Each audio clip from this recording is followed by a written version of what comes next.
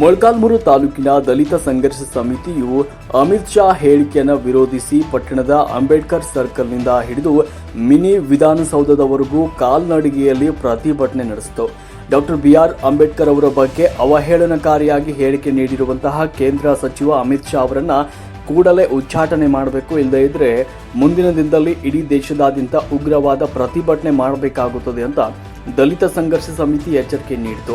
ಈ ಪ್ರತಿಭಟನೆಯಲ್ಲಿ ದಸಂಸ ಜಿಲ್ಲಾ ಸಂಚಾಲಕರಾದ ಕೊಂಡಾಪುರ ಪರಮೇಶ್ವರಪ್ಪ, ತಾಲೂಕು ಸಂಚಾಲಕರಾದ ದೊಡಗುರು ಗಂಗಾಧರ್ ಅವರು, ದಲಿತ ಮುಖಂಡ ಜಿ ಪ್ರಕಾಶ್, ನಾಗಭೂಷಣ್, ಹೆಜ್ಜೆನಹಳ್ಳಿ ನಾಗರಾಜ್, ತುಮಕೂರ್ಲಹಳ್ಳಿ ತಿಪ್ಪೇಸ್ವಾಮಿ, ತಾಲೂಕು ಸಮಿತಿಯ ಪದಾಧಿಕಾರಿಗಳಾದ ಬೊಮ್ಮಕ್ಕನಹಳ್ಳಿ ಉಮೇಶ್, ಮಾಚನಹಳ್ಳಿ ಮಾದೇವ, ಗೋಸಂದ್ರ ಆನಂದ್, ನೇರಳಿ ಚಂದ್ರಶೇಖರ್, ಮೊಳಕಾಲ್ಮೂರು ಉಮೇಶ್, ಮಲ್ಲಿ ತಿಪ್ಪೇಶ್, ದೇವಸಮುದ್ರ ಹೋಬಳಿ ಘಟಕದ ಪದಾಧಿಕಾರಿಗಳಾದ ವೆಂಕಟಾಪುರ ಅನಿಲ್ ಕುಮಾರ್, ಖಜಾನ್ಸಿ ಆದೇಶ್, ಮಾಚನಹಳ್ಳಿ ಪರಮೇಶಿ, ಹೆಜ್ಜೆನಹಳ್ಳಿ ನಾಗರಾಜ್, ಸಿರಿಕೊಳ ತಿಪ್ಪೇಶ್, ರಾಂಪುರ ಪ್ರಸನ್ನ, ಜಿಬಿಹಳ್ಳಿ ಬಸವರಾಜ್, ಮಾಚನಹಳ್ಳಿ ಹೊನ್ನೂರು ಸ್ವಾಮಿ, ಕೆಕೆಪುರ ಯಲ್ಲಪ್ಪ, ಗಂಗಣ್ಣ ಅಲ್ಲದೆ ಹಲವಾರು ದಲಿತ ಮುಖಂಡರು, ಯುವ ನಾಯಕರು ಈ ಒಂದು ಪ್ರತಿಭಟನೆಯಲ್ಲಿ ಪಾಲ್ಗೊಂಡಿದ್ದರು.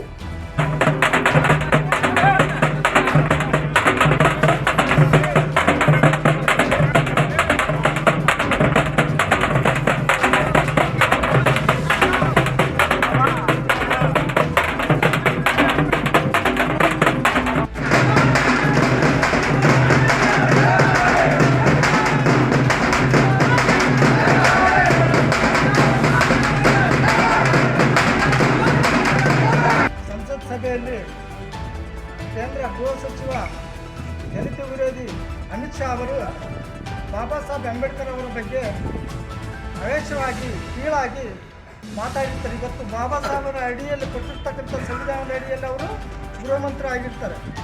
ಆದರೂ ಸಮೇತ ಒಂದು ಪ್ರಜ್ಞೆ ಇಲ್ಲದೆ ಅರಿವಿಲ್ಲದೆ ಬಾಬಾ ಸಾಹೇಬ್ ಅನ್ನ ಬದಲು ದೇವ್ರ ಸ್ಮರಣೆ ಮಾಡಿ ನೀವು 7 ಜನ್ಮಕ್ಕೆ ಸ್ವರ್ಗ ಸಿಗುತ್ತೆ ಅಂತ ಹೇಳಿ ನಮ್ಮ ಇಡೀ ಸಮಾಜಕ್ಕೆ ಏನು 7-8 ಕೋಟಿ ಸುಮಾರು ದೇಶದಲ್ಲಿ ನಾವು ದಲಿತರಿದ್ವು ಎಲ್ಲರಿಗೂ ಕೂಡ ಇವತ್ತಿನ ದಿನದಲ್ಲಿ ಅವಮಾನ ಮಾಡಿದರೆ.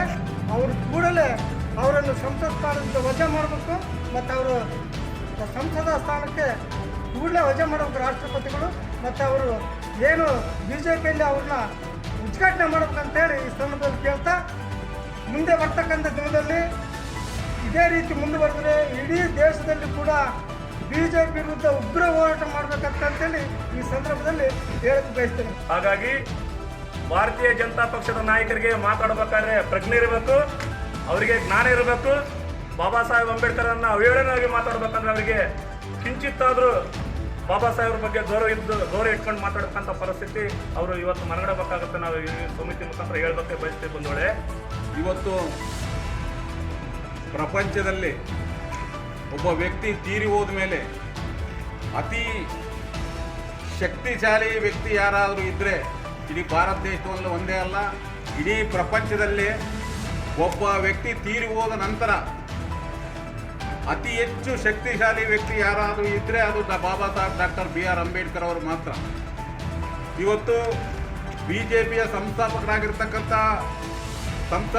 ಒಬ್ಬರಾಗಿರ್ತಕ್ಕಂಥ ಗೋಲ್ವಾಲ್ಕರ್ ಅವರು ಬಹಳ ಹಿಂದೆನೇ ಹೇಳಿದರು, ದಲಿತರಿಗೆ ಅಧಿಕಾರ ಕೊಡೋದಾದರೆ, ಮೈನಾರಿಟಿಗೆ ಅಧಿಕಾರ ಕೊಡೋದಾದರೆ, ಹಿಂದುಳಿದ ವರ್ಗದವರಿಗೆ ಅಧಿಕಾರ ಕೊಡೋದಾದರೆ ಅಂಥ ಸ್ವತಂತ್ರ ನಮಗೆ ಬೇಡ ಅಂತಕ್ಕಂಥ ಮಾತನ್ನು ಅಂದು ಹೇಳಿದರು.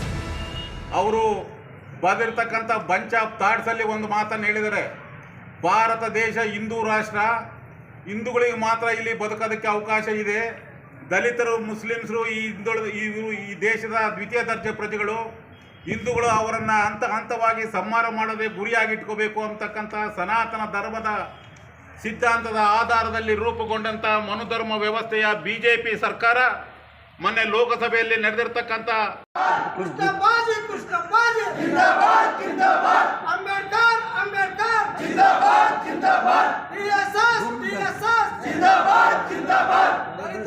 ಅಮಿತ್ ಶಾ ಅವರಿಗೆ